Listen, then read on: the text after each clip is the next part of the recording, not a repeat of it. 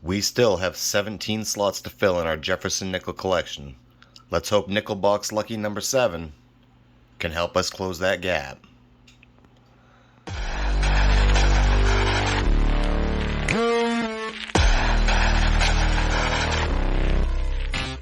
Welcome back to TL Treasures, and here we are with Nickel Box number 7 of the series.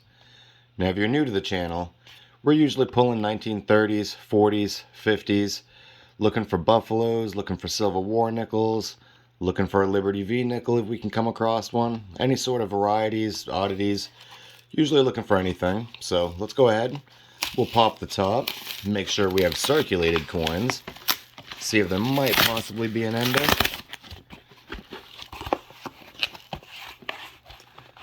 Well, it looks like we've got circulated nickels, so that's a sign.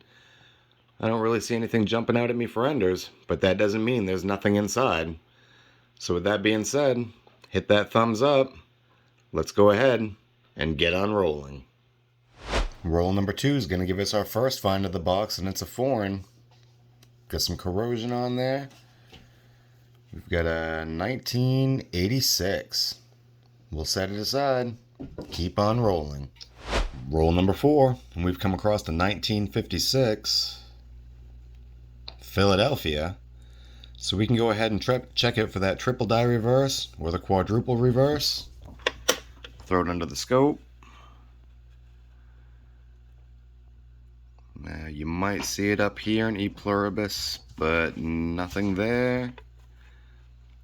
Nothing in America. I don't see anything happening in the United States. I'm going to say we don't have it, but always make sure you look for them. Roll number 5 is going to give us a 1959 Philadelphia. Roll number 11, we got a pretty dinged up 1939 Philadelphia. We'll set that one aside and keep on rolling. Roll 12, and we found a 1941 Philadelphia. Roll 14 has given us a 1959 Denver. Right behind that 1959, we found a 2009 Philadelphia. Like I said before, I always set these aside. They're lower mintages, so they could be something in the future. I'll take it. Still on roll 14, and we have found silver. We know it's a Civil War nickel because of the big P above the Monticello. That's usually where they put the mint mark. Flip it over, check the obverse. We've got a 1943. So we can go ahead and check for that double die obverse. Pop it under the scope. Let's see. Nothing's popping so far.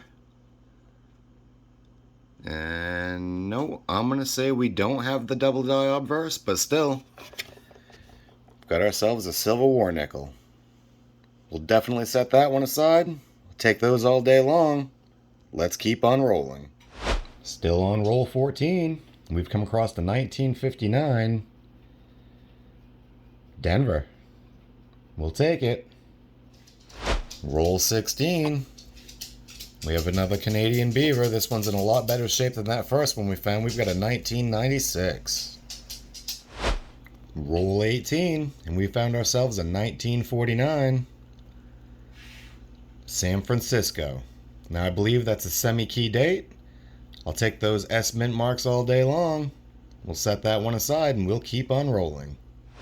Roll 19, and we've come across a 2009 Denver. Not as excited as I was the first time I found one. This is the second one I found so far. Low mintage. I'll definitely set that one aside. Roll 21. We've got a 1957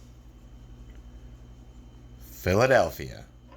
Roll 22 is going to give us a 1946 Philadelphia. Now I've already checked this for the DDR and didn't have one. We'll keep searching. Roll 26.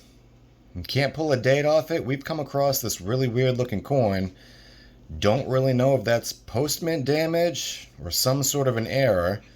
I haven't really seen anything quite like this before, so if I could get some opinions, some help on it, that'd be great.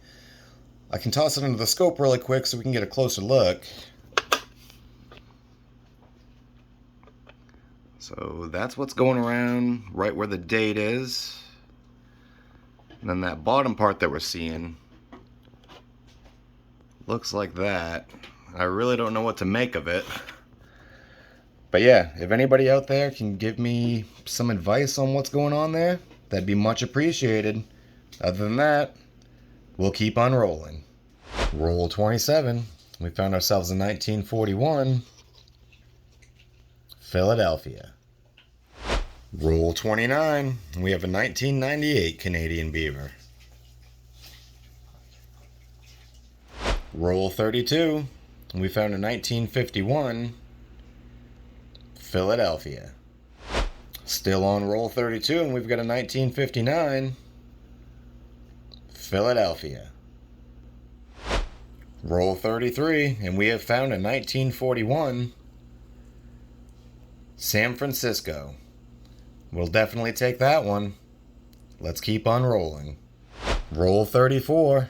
And I can't believe I had such a hard time finding this before. I've now found two in this box. We got that 2009 Denver. We'll take it.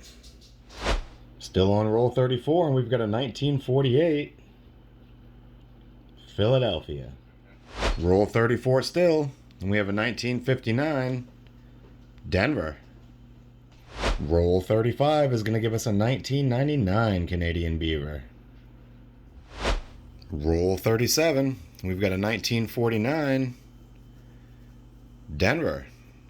Well, it looks like somebody drew a Z on it. Either way, we'll pop it under the scope, see if we have a D over S.